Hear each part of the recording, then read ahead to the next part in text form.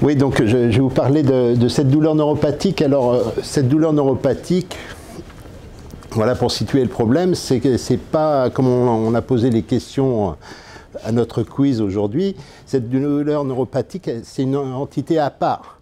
On connaît très bien, on connaît tous la douleur par excès de nociception, on s'est tous tordu la cheville, on a tous eu une rage de dents, ça c'est la douleur par excès de nociception, il y a une inflammation, je crée de la douleur. La douleur neuropathique, heureusement, c'est beaucoup plus rare, mais c'est une entité bien particulière. Et cette entité, on l'a définie, hein, il y a une définition du IASM, hein, c'est une douleur résultant directement d'une lésion, pourquoi j'ai pas les couleurs, une lésion ou d'une maladie affectant le système nerveux somesthésique, c'est-à-dire celui qui transmet les informations. Il n'y a pas que les voies de la douleur, hein, il y a tout ce qui est pression, tout ça, c'est notre système somesthésique, c'est lui qui va être perturbé dans ces cas-là. Ce qui fait que, vous la connaissez, cette douleur neuropathique, vous avez tous entendu parler des lombosciatiques, hein, qui sont au milieu. Les douleurs par neuropathie douloureuse, ben, en tête de liste, c'est le diabète, qui donne beaucoup de neuropathie périphérique. Hein.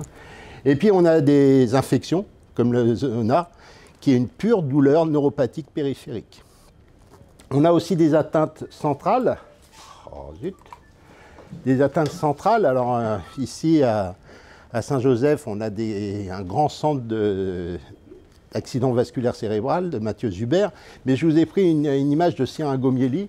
Vous voyez comment le canal épendymère là est dilaté et bien entendu vous pouvez comprendre que les voies de la douleur qui passent par là, ben, ils vont être complètement écrasés par cette dilatation et entraîner une perturbation au niveau des sensations au niveau et de la douleur. Mais nous on va s'intéresser à deux types de douleurs. La douleur chirurgicale liée en partie, on va y revenir, à la cicatrice.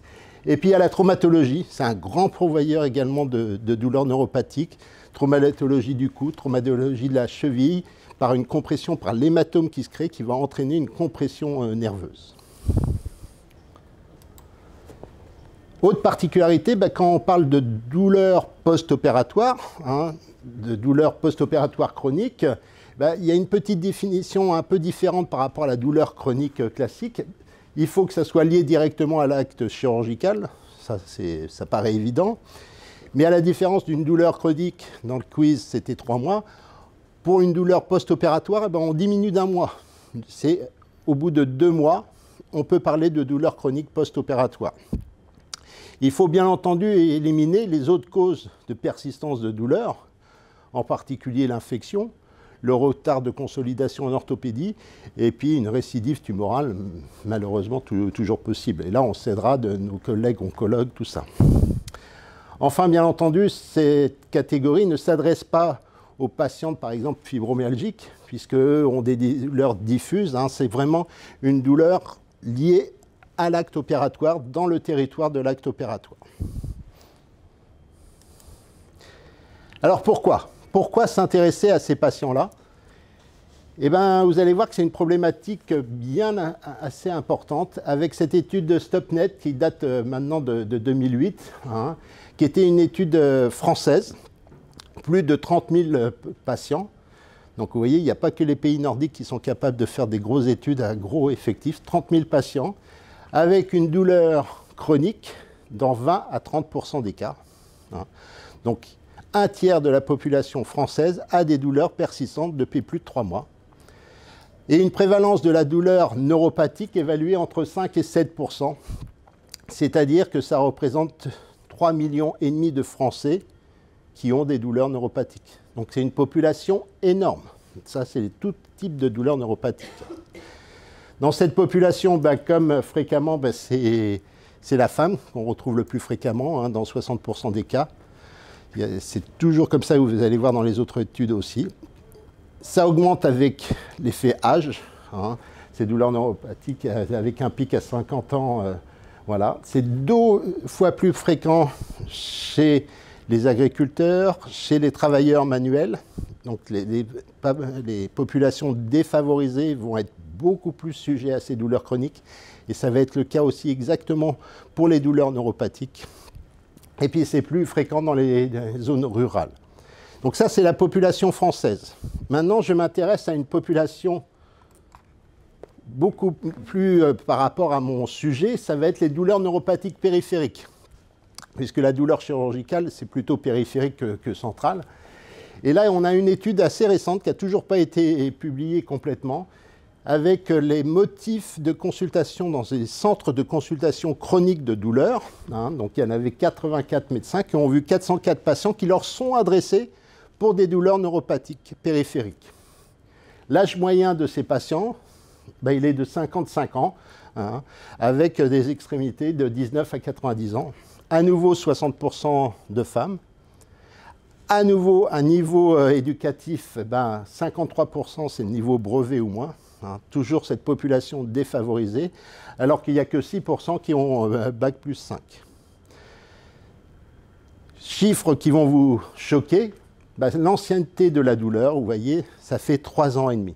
C'est tout à fait classique, malheureusement, dans la prise en charge de ces patients-là.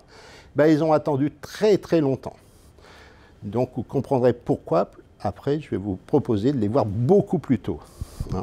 Et l'ancienneté du diagnostic, parce que souvent ils arrivent avec le diagnostic de douleur neuropathique périphérique, il est de 1 an et demi, ce qui est aussi une période assez importante. Qui nous adresse ces patients et pourquoi? Le principal groupe, c'est les médecins généralistes. Dans presque 40% des cas, c'est le médecin généraliste qui adresse ces patients-là. Mais regardez qui est le deuxième groupe. C'est le chirurgien. C'est le chirurgien qui va adresser ces patients-là. On a l'oncologue aussi, c'est un peu particulier, c'est le troisième groupe, mais de plus en plus avec les soins palliatifs, ceux-là disparaissent. Ce sont des douleurs mixtes, neuropathiques et par excès nociception. Et pourquoi ils nous les adressent? L'échec thérapeutique. Donc là, je ne l'ai pas représenté, dans 3/4 des cas, c'est l'échec thérapeutique, c'est une mauvaise prise en charge thérapeutique de ces patients-là qui sont traités avec des traitements antinociceptifs, alors que c'est un traitement bien particulier. Bon, là, je ne développerai pas aujourd'hui. Et puis, il y a d'autres raisons. Il y a aussi de l'aide, parce que, vous voyez, il y a des algologues. Tous les centres des consultations douleurs chroniques n'ont pas les mêmes moyens. Donc, il y a aussi des services de douleurs chroniques qui adressent à d'autres, pour d'autres techniques plus poussées.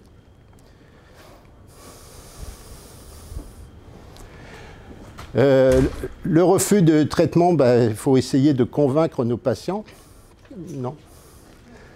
Donc, convaincre les patients, parce que quand on prescrivait des antidépresseurs ou des antiépileptiques, ça peut créer de l'angoisse et ils refusent le traitement. Donc, il faut savoir leur expliquer.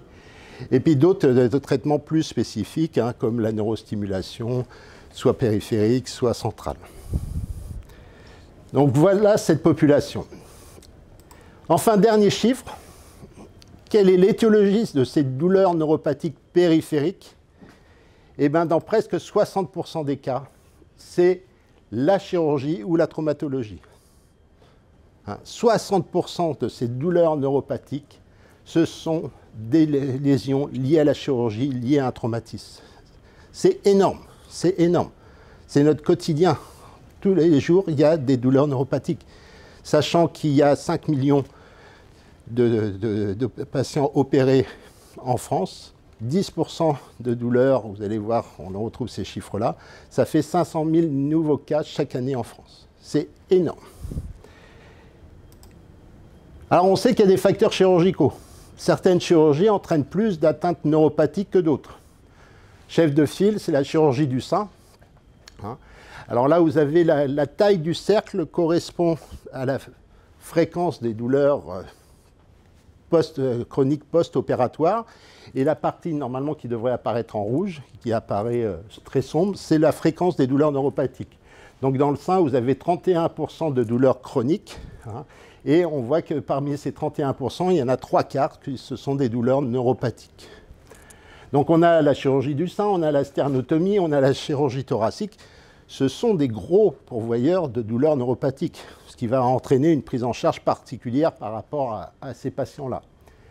Mais on a aussi d'autres surprises, et ça c'est des études plus récentes, avec la chirurgie des varices, avec une arthroscopie du genou, avec une hernie inguinale, c'est-à-dire des chirurgies mineures qui vont entraîner aussi ces douleurs neuropathiques. Alors que ces patients-là étaient complètement négligés avant. Et c'est la même chose chez l'enfant. Cette étude française d'il y a quelques années, et une étude prospective, montre bien qu'à 3 mois, vous avez presque 11% des enfants qui ont des douleurs chroniques post-opératoires. Et parmi ces douleurs-là, dans plus de 60% des cas, ce sont des douleurs neuropathiques. C'est tellement important. Non, juste avant. Donc ces douleurs neuropathiques, plus elles vont persister, plus elles vont se répercuter sur la vie du patient. Et vous voyez que dans 40% des cas, on va avoir une dépression qui va s'associer. Dans 70% des cas, c'est les troubles du sommeil. Donc c'est toute cette comorbidité qui va venir se rajouter avec le temps, avec ces 3 ans d'attente, ou c'est 1 an et demi, suivant comment on se place, qui vont venir se rajouter. Ça, c'est valable pour toutes les douleurs chroniques, pas seulement pour les douleurs neuropathiques. Là, c'est une étude par rapport aux douleurs neuropathiques, mais c'est valable aussi pour les douleurs chroniques. Et c'est pour ça qu'en post-opératoire, depuis le 1er janvier 2022, dans la classification internationale des maladies, la CIM 11, la 11e, la douleur chronique post-opératoire est enfin reconnue. Donc on va voir si ça débouche sur des financements, mais maintenant, à partir de 2022, elle est reconnue. Alors, maintenant que vous avez bien compris l'importance de cette douleur neuropathique post-opératoire, comment la reconnaître? Comment l'évaluer? Comment faire la différence entre une cicatrice qui fait 20 cm de long avec une patiente qui n'a pas de douleur et une cicatrice d'arthroscopie de 2 fois 1 cm qui va avoir des douleurs neuropathiques insupportables. Donc il y a l'anamnèse qui va être importante, mais il ne faut pas se laisser avoir uniquement par la taille de la cicatrice. A été créé des scores, alors pas des scores, des questionnaires, comme le questionnaire DN4, qui sont des outils d'aide au diagnostic de la douleur neuropathique. Alors le DN4, pourquoi on en parle autant en France? C'est notre score français. En 4 questions, l'objectif c'est d'évaluer de termes utilisés par le patient associés à un examen clinique pour valider la douleur neuropathique. Donc vous avez en fin de compte 7 descriptifs et 3 examens cliniques. Et quand on a un score, on répond oui ou non. Les oui, on les compte. Quand vous avez au moins 4 oui, ça signe avec une spécificité de 90% une douleur neuropathique. Ça, c'est le DN4. On parle souvent du DN4 parce qu'il est français, mais ce n'est pas du tout le seul. Chaque pays a grosso modo eu son questionnaire. L'ANS, c'est l'anglais, et le dernier sorti, c'est le Pendetex, c'est l'allemand. Mais ils sont tous sur la même base, une combinaison de symptômes qui va être discriminante pour le diagnostic de douleurs neuropathiques par rapport aux douleurs non neuropathiques. Donc on a des outils comme ça qui nous aident. Autre résultat, on sait que ce DN4 peut aider rapidement à dépister ces patients. Ça, c'est les travaux de Valéria Martinez, actuellement présidente de la Société française d'études de la douleur, qui a montré, qui a étudié donc, sur un modèle de crête iliaque. C'est un modèle où passe le nerf cutané latéral de la cuisse. Le chirurgien fait tout pour le repérer et pour l'éviter. Malheureusement, parfois, on ne le voit pas et il ne suffit pas de le sectionner. Parfois, rien que de l'écarter, ça crée des douleurs neuropathiques. Elle a vu ces patients-là en post-opératoire immédiat. Donc, elle a fait l'évaluation à 48 heures de la douleur, du score de DN4 et de la surface d'hyperalgésie qui va être associée à cette lésion. Chez des patients à 3 mois, 63 patients n'auront pas de douleur neuropathique et 23% avec des douleurs neuropathiques à 3 mois. Donc on va à l'inverse et on va voir que ces patients-là avaient une intensité de douleur beaucoup plus importante que les autres, qu'ils avaient un DN4 positif dès 48 heures et une surface d'hyperalgésie beaucoup plus importante. En revanche, l'hypoesthésie n'était pas significative. Donc on a des critères pour repérer rapidement ces patients qui vont avoir ces douleurs à 3 mois dans le cas présent. Alors ça, on le savait déjà, hein, puisque par exemple, Patricia Lavandome avait fait la même chose pour les prothèses totales du genou, puisque c'est une pathologie un peu particulière. Il faut savoir qu'à 1 an, vous avez quand même un patient sur 2 qui a des douleurs dans le genou opéré. Et là, elle a évalué à 3 mois. Elle a vu 3 groupes de patients et elle a regardé le parcours douleur durant la première semaine. Vous avez dans 42% à 3 mois, 42% des patients, donc 47 patients, qui n'ont aucune douleur. Tout a bien marché pour eux, ils sont très contents. En 47%, 53 patients persistent avec des douleurs, mais ce sont des douleurs par excès de nociception. Enfin, dans 11% des cas, ce sont des douleurs neuropathiques, bien diagnostiquées à 3 mois. Et on voit que si on fait le parcours douleur, c'est une douleur à la mobilisation, dès le 5e jour, cette douleur re-augmente et est significative. Mais ça, c'était valable quand on avait des patients qui étaient hospitalisés. Maintenant, avec la RAC, les patientes sortent alors qu'ils n'ont pas de douleur. Or, on sait qu'ils vont développer des douleurs après. Donc, il va falloir les reconnaître, ces patients.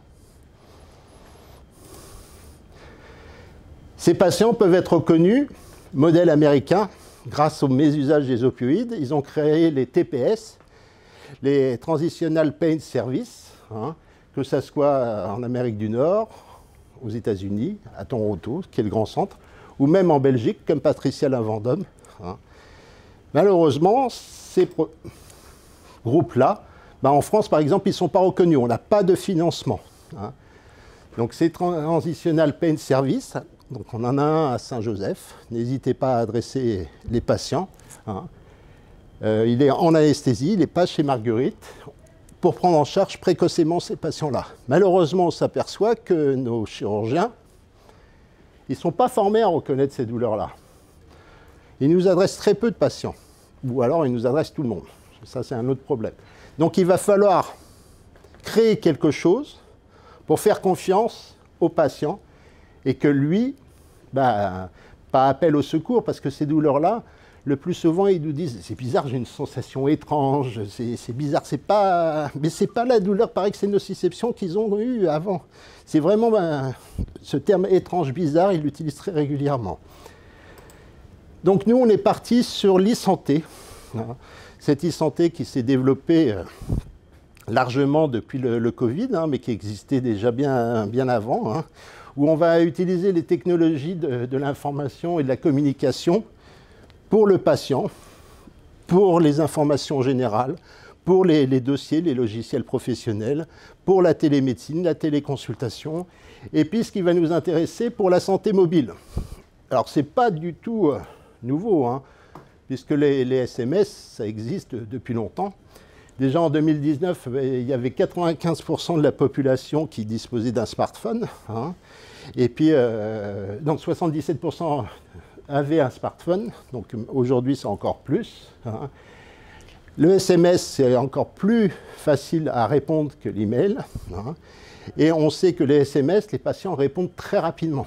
Vous savez, comme ces jeunes, là, dès qu'ils échangent entre eux des messages, les SMS, quel que soit l'âge, ça répond très, très rapidement. C'est vraiment un moyen de communication efficace. Ça permet on l'utilise beaucoup à Saint-Joseph, de donner des informations générales, de rappeler des notifications de rendez-vous, de prise de sang, tout ça, d'améliorer l'observance du traitement. Ça, c'est démontré en envoyant des SMS aux diabétiques, tout ça, ils suivent mieux leur traitement et leurs dextros sont meilleurs. Ça améliore la relation médecin-patient. Et puis le gros avantage des SMS, c'est qu'on va pouvoir, en fonction de la réponse du patient, réponse qui doit être toute simple, créer des alertes. Et ces alertes vont être envoyées au niveau de la cellule de sortie, ici par exemple à Saint-Ringeau, et l'infirmière va pouvoir réagir. Action, réaction. Alors ces SMS, ce n'est pas nouveau, ils sont utilisés pour suivre la douleur en ambulatoire, pour suivre les complications d'une chirurgie de hernie discale ou de colectomie en RAC. Donc vous voyez, c'est largement utilisé. Nous, notre objectif, ça a été d'évaluer l'efficacité d'un algorithme de SMS, à chaque fois 2 SMS, pour dépister le plus précocement possible, donc ça va être à 7 jours, hein, les douleurs neuropathiques en chirurgie ambulatoire. Donc l'inclusion, c'était que des patients opérés en ambulatoire. Pourquoi? C'est cette chirurgie dite mineure qui est complètement pendant des années passée à l'as, hein, les arthroscopies du genou, les tumorectomies du sein, la hernie inguinale, qu'on fait quasiment uniquement en ambulatoire maintenant. Et on leur a envoyé 2 SMS, enfin, le premier c'est synthétisé là, on leur rappelle merci d'avoir participé à l'étude, c'est l'hôpital Saint-Joseph, tout ça, et on leur demande d'évaluer par une échelle numérique l'intensité de leur douleur. Juste un chiffre à taper entre 0 et 10. Le deuxième SMS reprend les bases du DN2, parce qu'il y a un DN2 interview, hein, c'est les questions de profil. Est-ce que vous avez au niveau de la cicatrice, hein, des sensations de picotement, de brûlure, de décharge électrique et d'engourdissement? On a supprimé le froid douloureux, ça peu de patients le comprennent. Ils préfèrent picotement à fourmillement. Voilà. Ils étaient vus en téléconsultation au 10e jour de l'étude pour bien vérifier qu'ils avaient répondu aux SMS, tout ça, pour voir. Et à J90, on refaisait la même chose. Hein. Les mêmes SMS avec une téléconsultation à 100 jours, grosso modo. C'est plus difficile d'avoir les patients à J90 parce que ceux qui n'ont pas de douleur, ils ont repris le travail, tout ça, et n'ont plus le temps de répondre. Mais on y est quand même arrivé. Et voici les résultats. Sur 306 patients inclus, on a réussi à avoir 289 complets avec des chirurgies très variées. Alors, autre particularité, mais là on a très peu de données, il y a aussi des mammoplasties.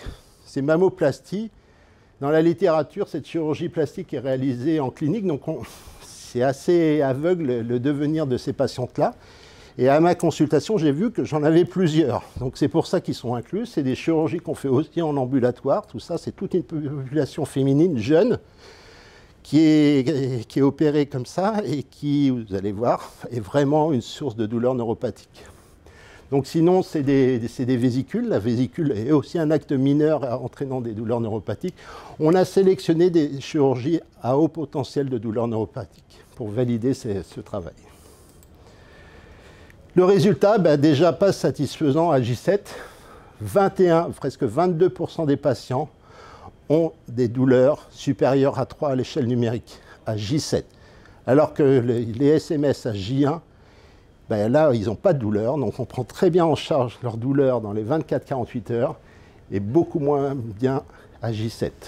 Donc là, on peut largement s'améliorer.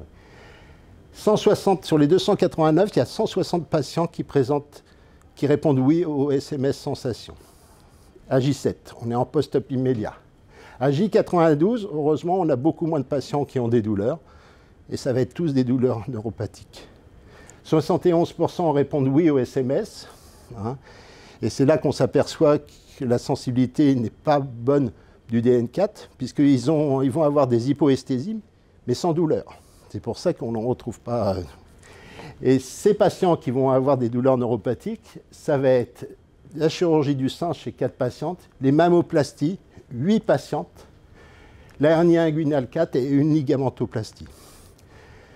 Je vous passe les performances diagnostiques. Hein, l'objectif, on voit que la sensibilité, les 17 patients qui ont des douleurs neuropathiques à J90 avaient déjà des signes positifs à J7. Simplifié en statistique, voilà le dessin. J'ai réussi à pêcher tous mes poissons rouges qui m'intéressent. Le problème, c'est que j'ai pêché d'autres poissons à cette période écologiste. Il faut que j'évite de pêcher ces poissons-là. C'est gâché. Donc ça marche. On a repéré tous nos poissons rouges, mais il y a encore du travail. En conclusion, une première conclusion valable pour toutes les douleurs chroniques, c'est un diagnostic tardif. Il y a une errance diagnostique liée à la méconnaissance du chirurgien, des médecins traitants aussi, il faut être honnête, avec une prise en charge thérapeutique inadaptée. Plus ça va durer dans le temps, plus vont apparaître les comorbidités, les troubles du sommeil, la dépression, l'anxiété. plus on sera en retard, plus va apparaître ça va être difficile de le prendre en charge, hein, avec cette douleur qui sera bien installée. Et puis ça a des conséquences, hein, ça a des conséquences sociales, familiales, professionnelles et donc économiques. Donc en France, on n'a pas ces études-là. Les Américains l'ont fait. Ils ont même fait une superbe étude en fonction de l'intensité de la douleur chronique post-opératoire. Et on va de 11 000 $ par an à 26 000 $ par an. C'est des sommes énormes qu'on pourrait tout à fait mettre en place dans une consultation. Cependant, il faut dire qu'on progresse quand même, hein. Il y a des améliorations qui sont en cours. De nouvelles populations, que ce soit l'ambulatoire ou pour Elisabeth, la pédiatrie, qui a complètement été négligée pendant des années, hein. On a maintenant mis en place des douleurs transitionnelles, que ce soit à l'hôpital, mais aussi en clinique. De plus en plus, ces douleurs transitionnelles apparaissent, hein. Et puis, j'espère qu'avec cette entité du classement mondial des maladies, qui vient de sortir en janvier, ça entraîne une cotation différente et peut-être une prise en charge différente de ces patients-là. Je vous remercie.